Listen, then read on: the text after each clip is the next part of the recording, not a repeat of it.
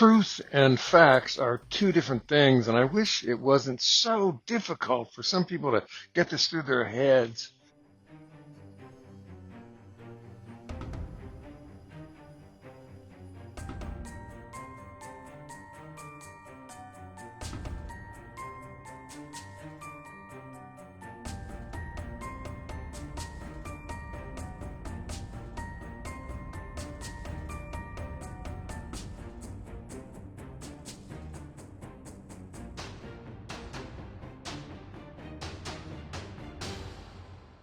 Too often, people feel the truth of something and assume whatever facts are being cataloged are actually truthful facts. Take Trump, for example. His superpower is that he knows how to voice truth with complete disregard for truthful facts, often in spite of the actual facts. So unthoughtful people nod their heads and think the feelings that resonate with them, truth, are in harmony with the untruthful facts he uses to voice that truth. Confused? Well, here's what I mean. The well-known grievance culture of MAGA resonates with people who are full of resentment about all kinds of injustices they have experienced and or believe were foisted upon them. In truth, poor rural white citizens, for example, have lost significant economic ground in the past decades as manufacturing disappeared or moved to more urban areas. Resources and opportunities for them and their children have persistently dried up. That's a truth that Trump voices with spectacular effectiveness. He blames it on the self-interested policies of liberal coastal elites, and in fact, there's some truth to it. But it wasn't a conspiracy, and many of the historic and economic facts that have caused rural decline have nothing to do with liberal elites. So Trump mixes an emotive truth with falsehoods that sound like facts and then sprinkles in a few actual facts to create a sugary cocktail people slurp up with great satisfaction.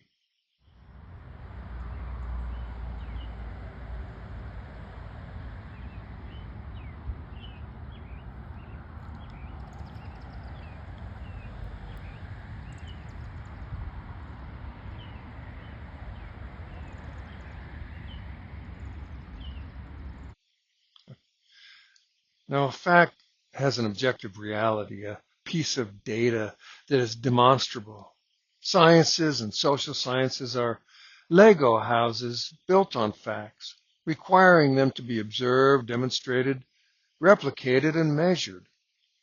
But even here, as we know from all the ways that eggs have been said to be good or bad for us, facts change.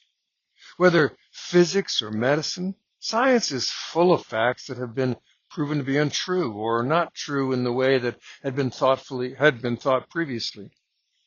Our ability to observe and interpret data changes and improves, and so what we thought was fact can change too. Now, the relationship between a fact and its truth also changes. One of my favorite examples of this is the relationship between the Earth and the Sun. In 1543, astronomer Nicholas Copernicus challenged the Roman Catholic theological truth of a geocentric universe. In other words, he theorized that the Sun was the center of the universe, not the Earth, but he couldn't prove it. Then in 1610, Galileo published the proof. The church reacted badly both times to having its reality challenged, as human beings usually do when the sense of reality that cages us is rattled. Christian theology was built upon the idea that the earth was the center of God's creation and that man, specifically males, were at the center of God's attention. Oops. Taking the earth from the center of everything and tossing it off to the side unravels so many faith assumptions about the relationship between God and humankind. Suddenly, we're so small and vulnerable, so insignificant in the fact of deep interstellar space. Perhaps more than any other scientific fact, that one has had the greatest long-term empowerment of secularism.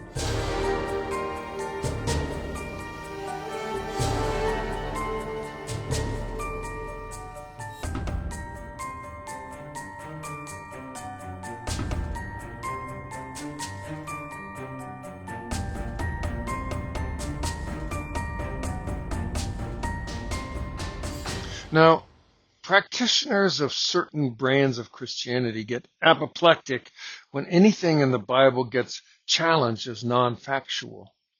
That's because their theology is also a Lego house. It's a logical syllogism, if A, then B, therefore C, built upon assumptions they call truth, as if a bedrock reality. When one of those assumptions is proven to be non-factual, the whole house is in danger of falling down. Pull out one or two or three pieces and the whole thing collapses. Ironically, in order for them to believe in the truth of resurrection, they have to believe that the gospel narratives describing the arrest, trial, torture, execution, burial, and reappearance of Jesus are precisely factual. It's an either-or proposition. Everything written is an unassailable piece of data, or nothing about the story is true. Well, resurrection is more like truthiness, a la Colbert. So that turns out to be a very brittle kind of faith they have, brittle and vulnerable. I think of resurrection as being more truthy than factual. In other words, the story holds truth even if it didn't happen exactly that way. It is the same as the God of all that is bringing into creation this extravagantly unfathomable cosmos in which infinitesimal remnants of stardust like human beings are nonetheless loved by God.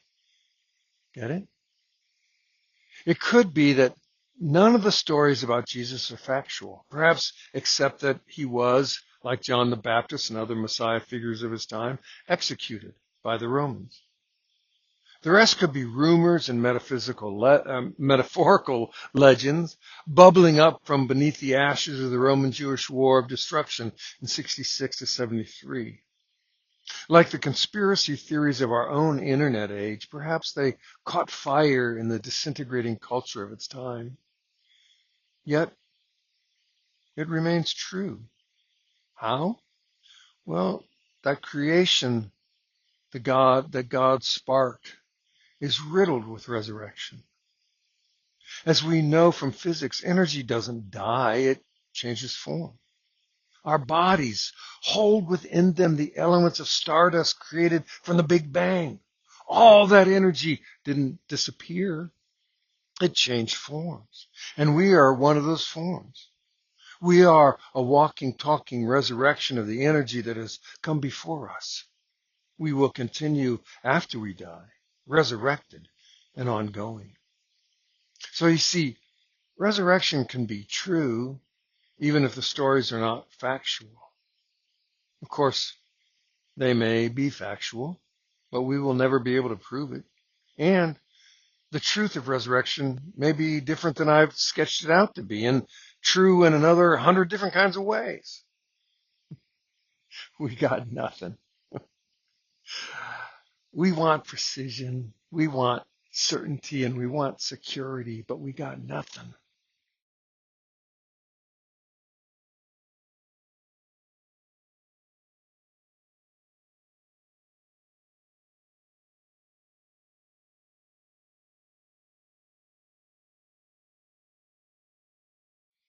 At least we have nothing of what we want.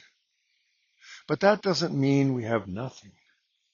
We have the experiential knowledge of resurrection and a whole bank of experiences when the breath of God whispered across our ear and brushed up on our cheek, or otherwise intermingled with and changed our lives. We have an experiential faith we can hold on to even through the storms of uncertainty, and that carries us with hope through the ignorance of the things we most want to know. Such a faith is not brittle. It is elastic and spry and amazingly powerful. Peace be with you.